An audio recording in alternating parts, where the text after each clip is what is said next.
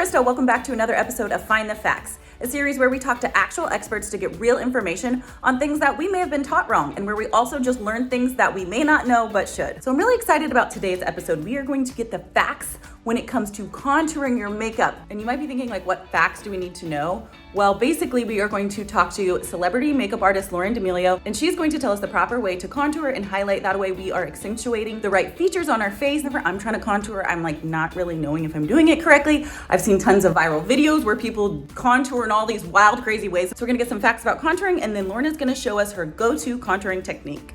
Let's get to it. Contouring is to basically create shadows on the face, and highlighting is to bring things forward.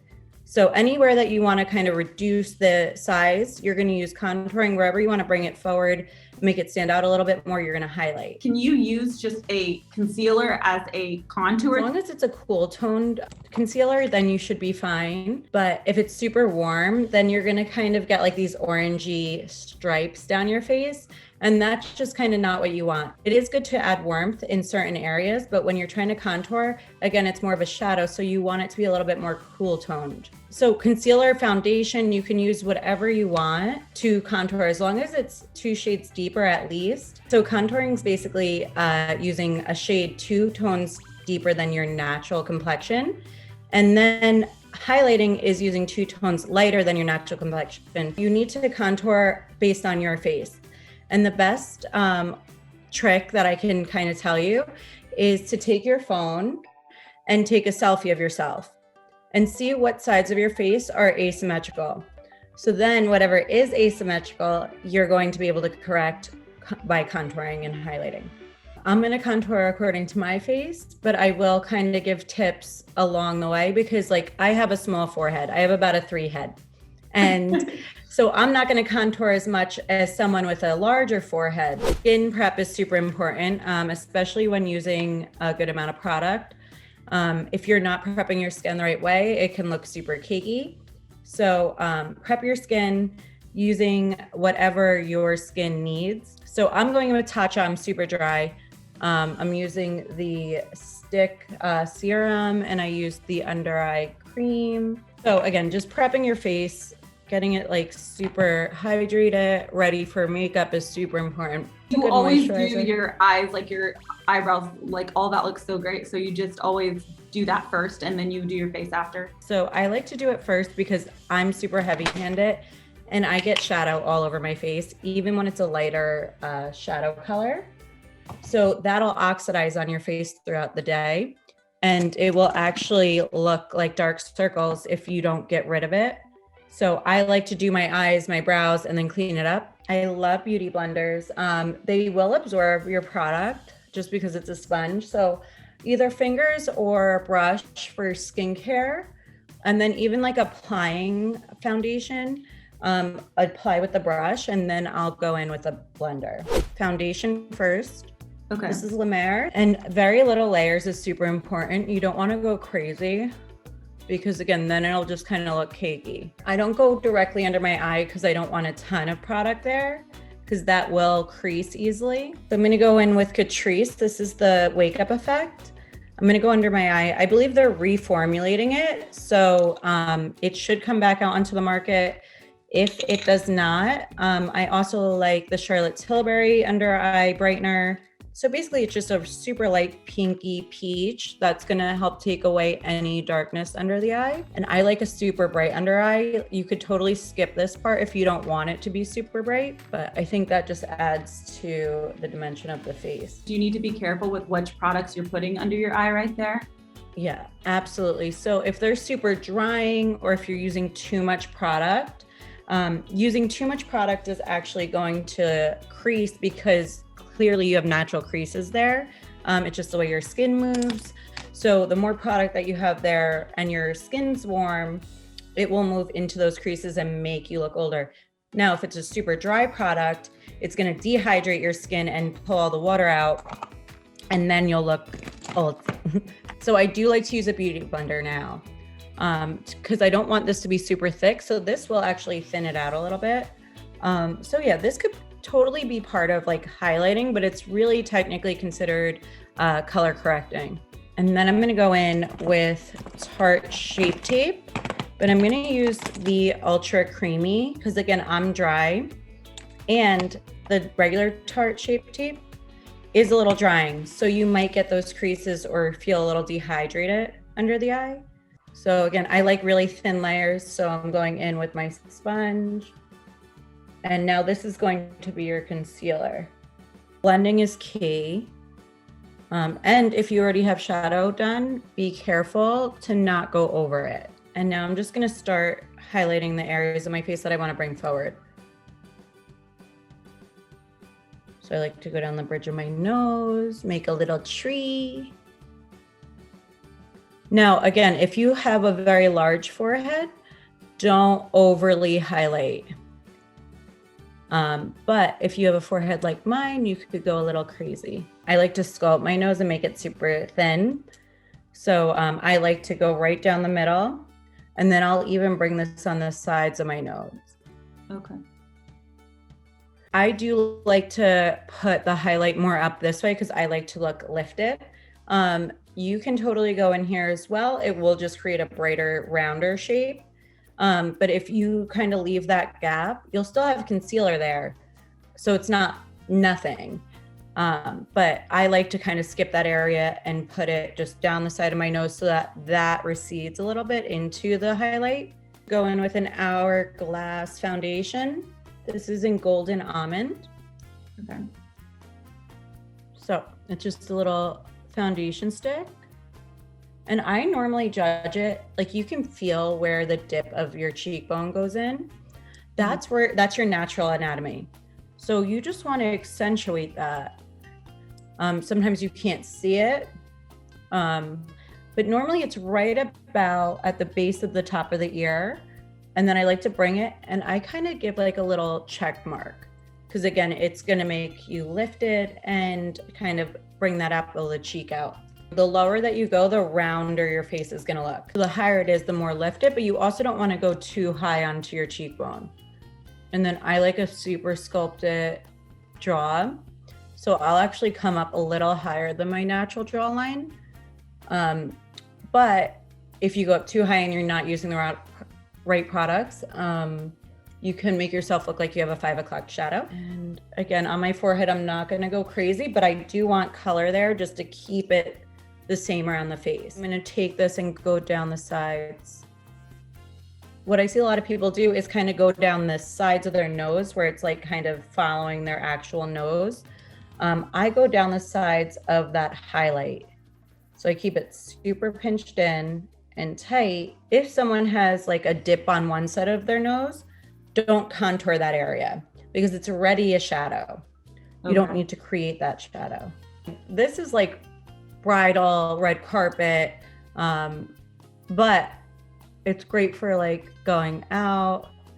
Now, if you want to make it quicker for like an everyday routine, you can just use like a fluffier brush and you could blend at the same time. I'm gonna pop out my collarbone and I'll do my chest. But you do also want to make sure that it's pretty symmetrical. You don't want one side super high and one side super low unless you're trying to even out your symmetry. Still following my natural anatomy. I'm just really carving it out. Okay. But see, if I didn't use a little contour up here, my forehead would be like way too bright and it wouldn't match the rest of my face. This is the same foundation that you put on your base coat, right? Yep. Okay. And just like a pump on the back of my hand and with the sponge just to quickly get it super blended. And you never want to wipe when you're using your sponge, just kind of bounce and it should always be damp. And then you just set it. Huda Beauty powder. And this is in Pound Cake. And again, I'm just gonna go where the highlighted areas were. This isn't translucent, so it will give a little bit of brightness as well. I don't like to leave it on long because again, I'm dry. But if you're a little bit more oily or like combination skin, you could totally leave it a little longer. I'm gonna wipe it off basically right away. So what is baking? You said you don't bake in the kitchen, but you bake on your face, so. So it's all it is using a loose powder translucent or a setting powder in the areas that you want it kind of to stay a little bit more and brighten. So it is a sculpting method. And if you are oily, it will actually help the product set better, and it will keep you from getting oily throughout the day. Wiping it right away. Some people could leave it there for like 10 minutes, but if I do, I feel like it dehydrates under my eye. And then I'm gonna go in with a face powder. I'm gonna use the Charlotte Tilbury number 3. Just basically under the cheekbones. 106 Marc Jacobs. Okay. Bronzer. And it's not super warm. Just gives like a nice tan. Jawline, cheekbones, forehead, down the sides of the nose. I normally like to use a fan brush. I'm gonna go in with a brightening powder under the eye. This is KKW 2, Brighten 2.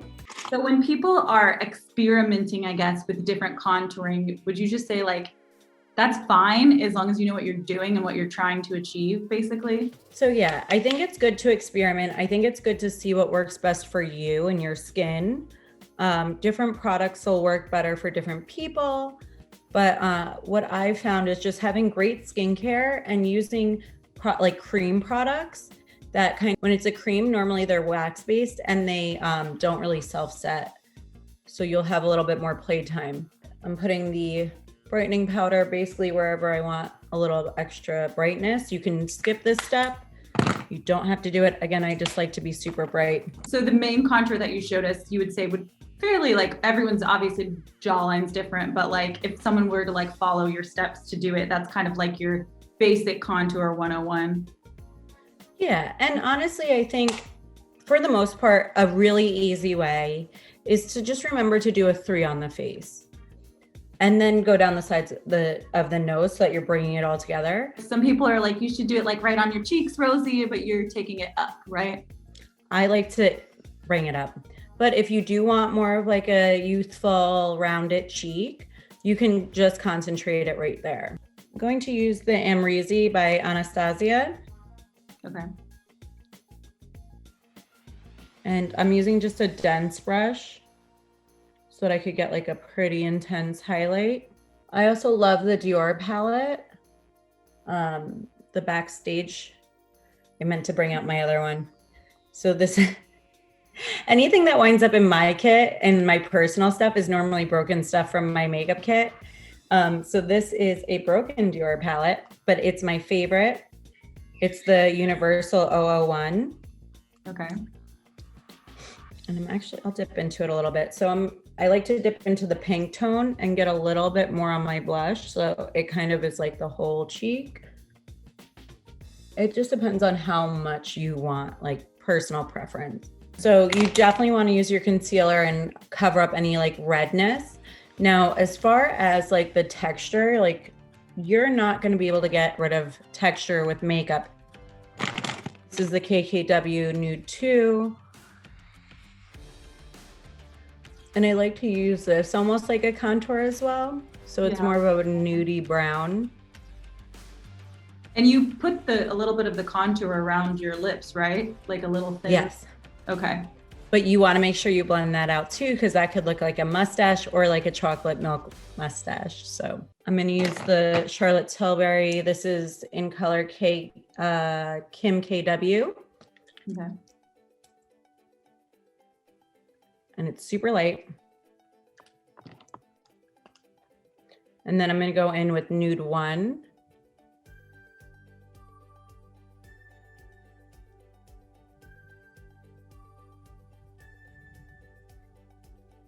And a little gloss.